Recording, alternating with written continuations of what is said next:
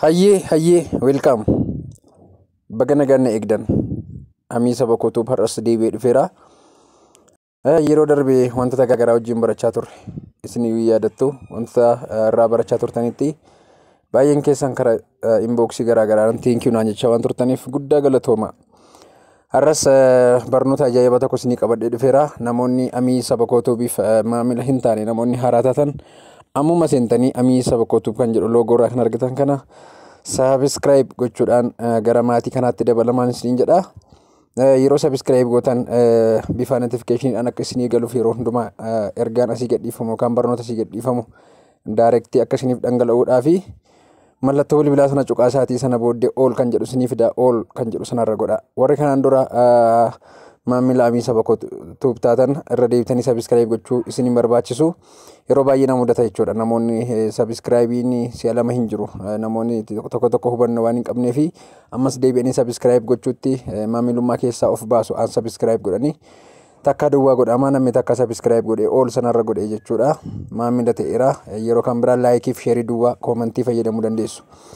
Har'a appilikeeshinii ajaa'ibaa tokko isinii qabadhee dhufeera. Keessattuu yeroon keenya barreeffamni keessa jirru bara teekinooloojii ta'ee keessattuu moobaayiliidhaan kan waan hedduu isaa fayyadamnu barnoota garaagaraaf isaa ta'u dhimmoota garaagaraaf waan hedduu itti fayyadamna moobaayila keenya. Yeroo darbee siitingoota moobaayilootaa hedduu isin barsiisee har'a immoo appilikeeshinii ajaa'ibaa tokko isinii qabadhee dhufeera. Namoonni moobaayilii yeroo baay'ee qabannu keessumattuu moobaayilii harkaan tuqamu yookaan tachii qabannu haala garaagaraan dhimma hojiirratti haa ta'uutu waan tokko hojjennu haa ta'uutu deemnu haa ta'uutu geemii taphannu waama garaagaraan nurkaa kufee iskiriiniin isaa cabaa or gajjallaa kanaa kan argaa jirru jechuudha. Bootamiinsaa yookaan baakiinsaa yookaan hoomiinsaa nuuf hin hojjetu jechuudha. Isa kanaaf namoonni baay'een moobaayiliin keessan spare partii kan hin qabne yookaan jijjiiramuu kan hin dandeenye sirrachuu kan hin dandeenye kan rakkattan baay'een keessan jirtu. Ituma moobaayiliin keessaniis immoo akka kana hin ta'in yoo of eeggannoodhaaf kan isin gargaaru appilikeeshinii ajaa'ibaa isinii qabadhee dhufeera. Appilikeeshinii kanatti gargaaraman isiniin jedha. Namoonni iskiriiniin keessan karaa gajjallaasaa sin duraa cabee bootomiin baakiinii akkasumas hoomiin isiniif hin dalagne gajjallaa sana jechuudha. Appilikeeshinii ajaa'ibaa kanatti fayyadama. Appilikeeshinicha amma ani yeroo keessan qusachuuf jecha buusee waan jiruuf sin iddoo kana kan argaa jirtan kun Play Store isa booldetee isinitti argamu kana seenaati Play Store keessatti keessa dhaqaatii appilikeeshinii sana buufadhaa. Appilikeeshiniin sun kunoo isa isin argaa jirtan back button kunoo isa isin argaa jirtan kana jechuudha. Kunoo isa booldi godhee argisiisaa jiru back buttons kan jedhu kana dhaxxanii download godhattu sana booddee install gootu sana booddee setting isaa an isiniin argisiisa. Amma gara setting isaatti haa darbinu. Setting isaa baay'ee hin cimu. Kunoo bifa kanaan isinii fida. Yeroo inni bifa kanaan isinii fidu kunoo enable back button kan jedhu irra keessa kana jira. Isa sana itti fayyadamuu yoo barbaaddan asii office ture on gootu. Sana booddee kunoo orientation garaagaraa isinii kaa'a jallaarra jira. Akkanatti asii ol akka inni dhaabatu yoo barbaaddan kunoo kana jallaatti buutu.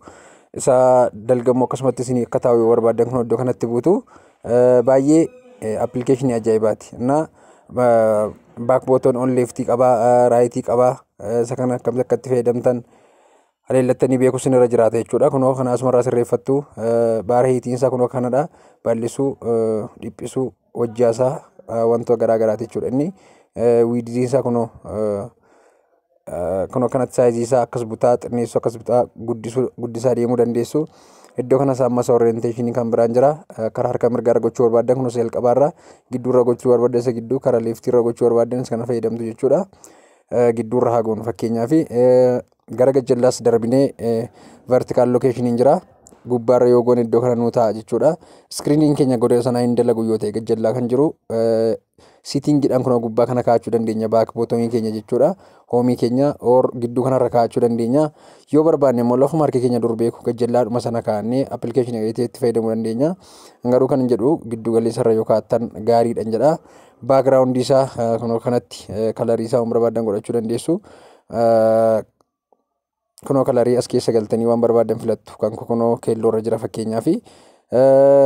Baakii isaa kunoo kanatti inni kun baakii akka ta'e inni sun home button akka ta'e inni kun recent button akka ta'edha. Kana booddee iddoo kana on gootaniittu yoo keessaa baatan kunoo amma akkasin argaa jirtan iskiriinii irra jira. Hoomiitti yoon bu'e manii isa gidduu kanatti yoon bu'e hoomii naa fida, isa kanatti yoon bu'e baakii naa fida jechuudha. Hoomiin kunoo isa kana gidduudha, gidduudhaan ba'ee isa kanaan baakiidha. Karaa harka mirgaarra kan jiru kanaan immoo kunoo kanatti isinii baasa jechuudha.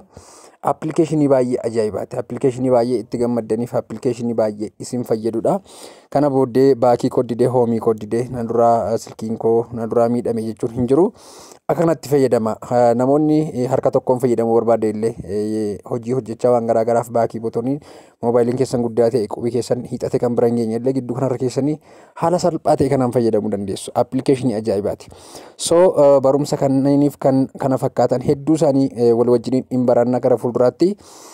Ammas appilikeeshinii ajaa'ibaa tokko gara fuulduraatti ni fiduuf viidiyoo waraabee qopheessee xumureera. Ammas dagattanii kan jirtan Amii Sabakoof tuubiidhaa fi maamila kan hin taane saabskraayib gochuudhaan deemaatii maamila ta'an isiniin jedha. Keessumattuu afaan Oromoo kanaan walirraa haa barannu, haa dagaagsinu afaan keenya. Like, comment, share gochuu dandeessu. Akka irratti isin barsiisuuf wanti isin barbaaddan yoo jiraate illee karaa commentii isaa ta'u inboxiidhaan na gaafachuu dandeessu. Hamma beekumsa ko'an isinitti hin waakkadhu. Amii Sabakootuuf galatoomaa isiniin jedha. Nagaa nagaatti.